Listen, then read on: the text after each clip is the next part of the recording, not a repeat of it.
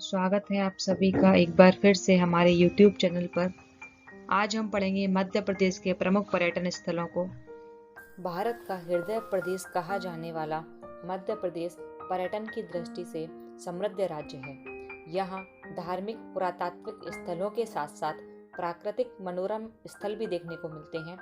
यह भूमि रंग बिरंगे मेलों त्योहारों के लिए जग प्रसिद्ध है। खजुराहो और उज्जैन की शिवरात्रि, चित्रकूट की रामनवमी और दीपमलिका जैसे त्योहार अति लुभावने लगते हैं।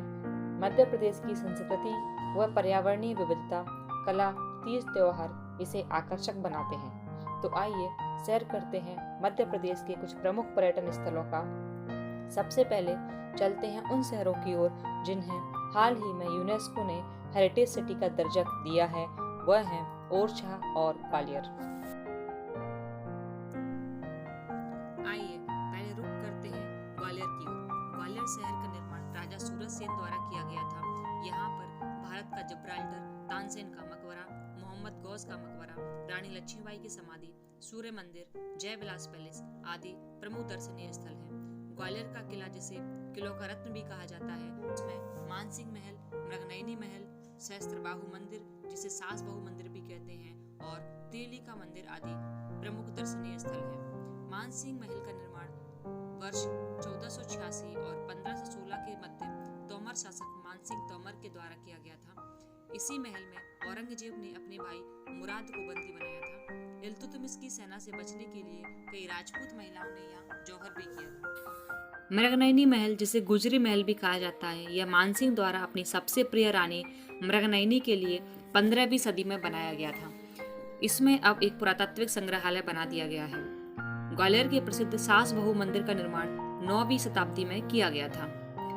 तेली का मंदिर उत्तर भारत में द्रविड़ शैली में निर्मित एकमात्र मंदिर है।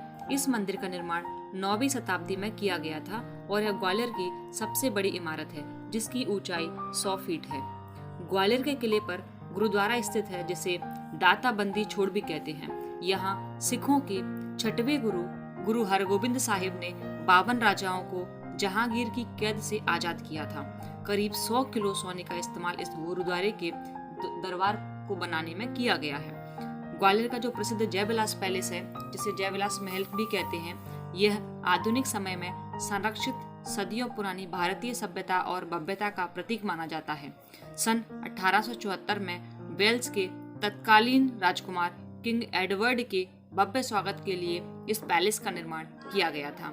इस महल में कुल 30 कमरे हैं और एक आर्ट गैलरी है, जिसमें 5000 से अधिक पुस्तकें रखी हुई हैं। अब चलते हैं तानसेन के मकबरे की ओर। तानसेन भारत के प्रसिद्ध संगीतकार और सम्राट अकबर के नवरत्नों में से एक थे। तानसेन के मकबरे में मुगल वास्तुकला की झलक देखने को मिलती है। इनकी समाधि इनके गुरु मोहम्मद गौस के समीप ही स्थित है।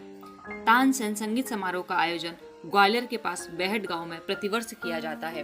ग्वालियर का सूर्य मंदिर, यह मंदिर भगवान सूर्यदेव को समर्पित है। इसका निर्माण 1988 के दौरान जीडी बिड़ला के द्वारा करवाया गया था।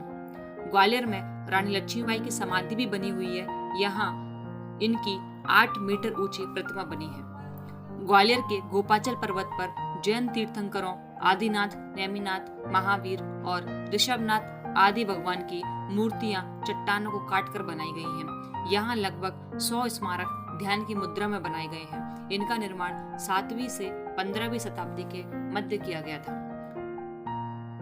अब चलते हैं बुंदेलखंड की अयोध्या कही जाने वाली ओरछा नगरी की ओर, जिसे हाल ही में यूनेस्को ने विश्व विरासत शहर घोषित किया है। ओरछा मध्य प्रदेश के निवाड़ी जिले में बेतवा नदी के किनारे स्थित एक सुंदर और आध्यात्मिक शहर है, जिसे मध्य प्रदेश का शाही शहर भी कहा जाता है। प्राचीन समय में इसे ओरछा के नाम से जाना जाता था। ओरछा किले का निर्माण 16वीं शताब्दी में बुंदेला रुद्र प्रताप सिंह द्वारा करवाया गया था। जहांगीर महल ओरछा के प्रमुख पर्यटक स्थलों में से एक है। यह स्थान मुगल वास्तुकला का उत्कृष्ट उदाहरण है। इसके महल के गुंबदों को तैमूर संस्कृति के अनुसार बनाया गया है। इसके अलावा महल के द्वार भी इतने विशाल हैं कि सीधे हाथी भी महल में प्रवेश कर सकता है। राम राजा मंदिर, राम राजा मंदिर पहले मधुकर शाह का महल था, जिसे बाद में भगवान राम के भव्य मंदिर में परिवर्तित कर दिया गया। यह देश का एकमात्र ऐसा मंदिर है जहां भगवान राम को राजा के रूप में पूजा जाता है। इससे जुड़ी एक बड़ी दिलचस्प कहानी है। एक बार राजा मधुकर शाह ने अपनी पत्नी गणेश कुबरी से वृंदावन साथ चलने के लिए कहा, मगर रानी भगवान राम की इतनी भक्ति थी और उनकी इतनी भक्ति में लीन रहती थी कि उन्होंने जाने से मना कर दिया। गुस्से में आकर राजा ने महारानी को बोला कि आप अगर राम की इतनी भक्त हैं तो राम को ओरछा ही ले आइए। इसके बाद रानी अयोध्या गई और वहां पर सरयू नदी के तट पर उन्होंने साधना की।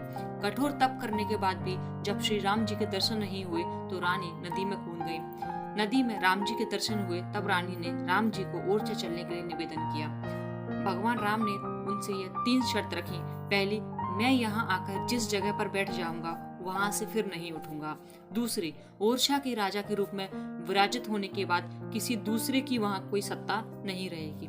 तीसरी और आखिरी शर्त यह थी कि वह खुद बाल रूप में पैदल चलकर पुष्य नक्षत्र में संतों के साथ वहां आएंगे। तीनों शर्त रानी ने स्वीकार कर ली और भगवान राम यहाँ आ गए। यहाँ आज भी राम राजा मंदिर में लिखा है, राम राजा सरकार के हैं 2 निवास, खास दिवस ओरछा रहत हैं रण अयोध्यावास। इसके बारे में एक और कथा प्रचलित है कि 16वीं सदी में भारत में विदेशी आक्रांताओं के डर से अयोध्या के संतों ने जन्मभूमि में विराजमान श्री राम जी के विग्रह को जल समाधि देकर उसे बालू में दबा दिया था। यही प्रतिमा रानी कुंवरी गणेश ओरछा लेकर आई थी। यह एकमात्र मंदिर है जहां उन्हें गार्ड ऑफ ऑनर दिया जाता है। यहाँ मध्य प्रदेश पुलिस के जवान सूर्योदय और सूर्यास्त पर बंदूकों से सलामी देते हैं। ओरछा में शीश महल, जहांगीर महल, राय प्रवीण महल, लक्ष्मी मंदिर, चतुर्भुज मंदिर आदि प्रमुख दर्शनीय स्थल हैं। चतुर्भुज मंदिर की बात करें तो ये 875 ईस्वी में गुर्जर प्रतिहार वंश के शासनकाल के दौरान निर्मित किया गया था। यह मंदिर भगवान विष्णु को समर्पित है। लक्ष्मी नारायण मंदिर, जिसका निर्माण 16वीं शताब्दी में वीर सिंह देव के द्वारा किया गया था। इस तरह से ओरछा के प्रमुख पर्यटन स्थलों को भी हमने देख लिया। नेक्स्ट वीडियो में मांडू, ओमकारेश्वर और उज्जैन की विजिट करेंगे। तब तक के लिए थैंक यू सो मच।